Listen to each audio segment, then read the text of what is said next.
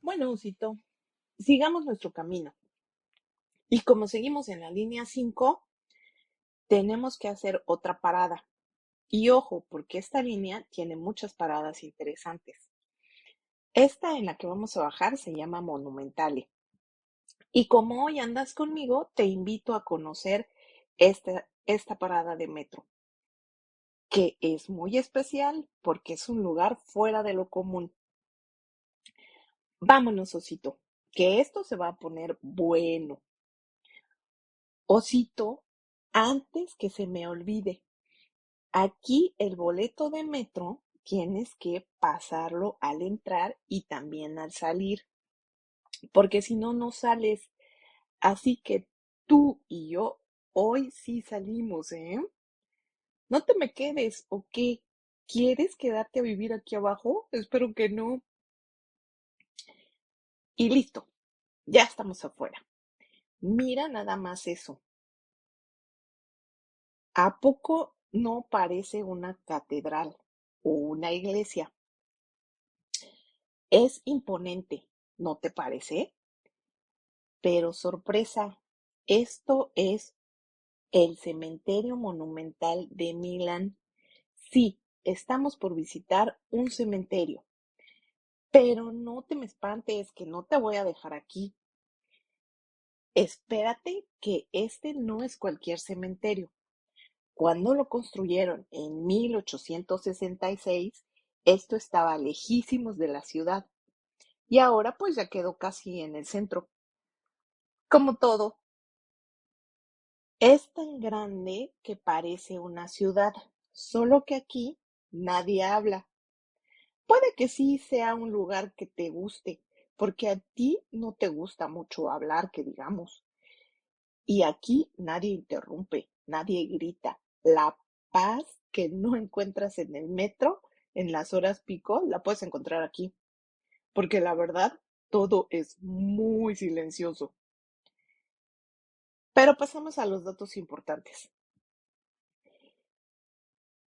El arquitecto fue Carlos Macchiarini y se inspiró en los estilos barroco, gótico, romántico y bizantino. Está pensado como una gran escenografía y además las familias ricas empezaron a pedir tumbas cada vez más grandes. Ya sabes, querían demostrar a ver quién tenía más estilo, incluso después de morir. Y así fue cambiando los planos hasta que quedó un cementerio de más de 250,000 metros cuadrados. Osito, esto que estás viendo apenas es la entrada. Lo que vamos a ver adentro es una gran puesta en escena.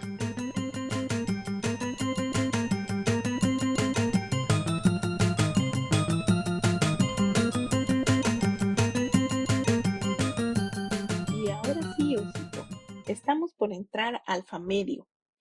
Pero antes de que sigas viendo todo esto, te explico algo importante. La palabra Famedio viene de templo de fama, o sea, desde el nombre ya te está diciendo que aquí no entra cualquiera. Es básicamente el VIP del cementerio. Mira nada más esto, las paredes, las cúpulas y los detalles.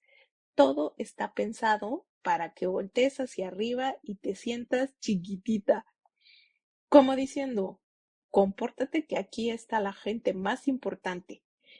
Y de hecho sí, esta parte es el panteón de los personajes ilustres de Milán. Y justo en el centro está alguien que no pusieron ahí por decoración. ¿Tú te acuerdas que en la escuela te dejaban leer a José Emilio Pacheco? Pues aquí en Italia, al que tienen que leer en la escuela, aunque no quieras, es a Alessandro Manzoni, y sus restos están aquí desde 1878, o sea que llevan más de 140 años en este mismo lugar. Imagínate eso. Y tú tocando algo que ha estado aquí desde el siglo XIX.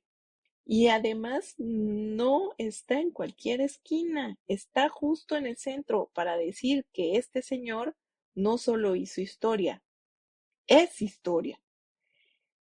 Pero aquí no solo hay escritores, también hay científicos, médicos, gente que cambió el mundo sin necesidad de hacerse famoso en Instagram. Y ahora el chisme, porque sí, aquí también hubo mucho chisme, como por ejemplo Giuseppe Verdi, quien estuvo aquí, pero no se quedó. Después lo movieron a otro lugar que él mismo había fundado, o sea, ni muerto quiso quedarse en el VIP del cementerio. Eso es tener claro tu destino, incluso después del final.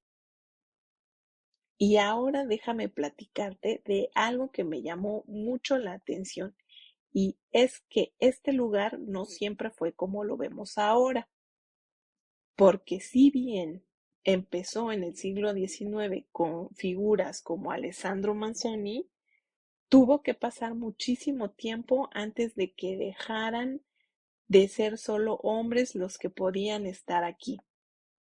Las mujeres tardaron mucho en aparecer en este templo de la fama, no porque no existieran, sino porque simplemente no las incluían.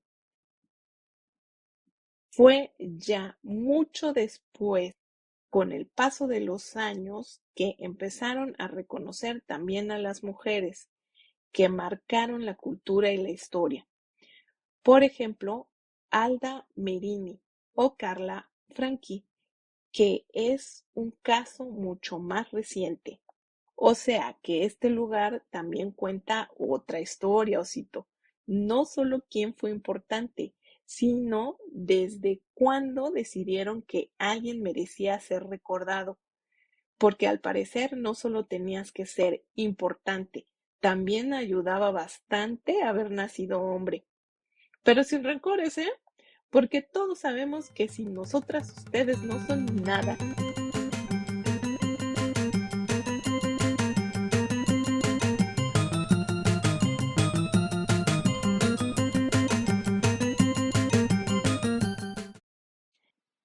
Ya voy, Osito. Espérame un momento.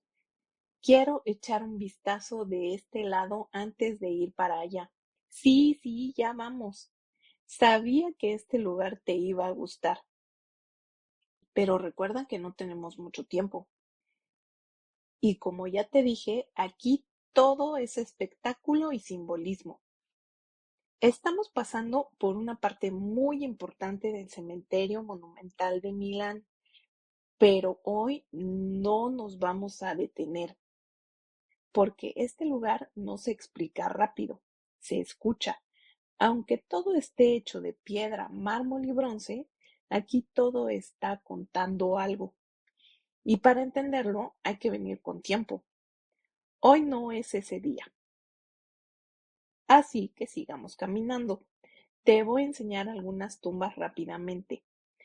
Te prometo que regresaremos. Mira, ¿ya viste? Calles, avenidas, todo perfectamente organizado para encontrar a tus seres queridos, o no tan queridos, o gente que ni conocías. Eficiencia italiana incluso para la eternidad. Quiero que antes de irnos veas esto. Es uno de los monumentos más visitados. Es el de la familia Campari. ¿Te suena? Claro que sí. Es ese aperitivo rojo que misteriosamente siempre desaparece de la alacena. Sí, sí, tú, ni te hagas. Sí, es esa misma familia. Vamos a acercarnos, porque esto no es discreto. Mide aproximadamente 7 metros de ancho y casi 5 de fondo y unos 3 de altura. O sea, no es una tumba, es una declaración de intenciones. Fue David Campari quien lo mandó a hacer. Se lo pidió a Giannino Castiglioni. Por cierto, él hizo muchas esculturas de este lugar. Y si miras bien, esta es la última cena, pero no la clásica. Aquí Jesús está de pie. Los apóstoles están muy dramáticos, exageradamente intencionados, y dicen que tienen rasgos de la familia Campari. Uy, o sea, convirtieron este momento bíblico en un drama familiar de muy alto presupuesto. No es una cena tranquila, es el segundo antes del conflicto y eso se siente. Por eso este lugar es tan visitado. Y claro, tiene su pequeño chisme. Dicen que en Navidad aparecen botellas de Campari sobre la mesa. Nadie sabe si es marketing o si alguien viene a dejar el último aperitivo. Y creo que no lo queremos saber. Porque aparentemente ni la muerte puede cambiar los conflictos de familia. Ahora otro detalle curioso. A esto se le llama edícola de la familia Campari. Edícola viene del latín aedicula, pequeño templo, pero en italiano también significa kiosco de periódicos. Así que, ¿tumba elegante o puesto de revistas? Bueno, sigamos caminando, porque ya se nos está acabando el tiempo. Mira todo este mármol, piedra, cristal y gente caminando como si estuvieran en un museo, que siendo honestos, sí lo es. Bueno, esto es todo por hoy, Osito. Quería enseñarte cómo en Italia los muertos también son importantes, de una forma distinta. A mí, no sé, creo que me gusta más cómo lo vivimos en México. Es más bonito pensar que regresan, a tener que construir todo esto para que no te olviden. Bueno, cada quien negocia la eternidad como puede. Ahora sí, vámonos, que todavía tenemos una cita y además aquí espantan. Adiós.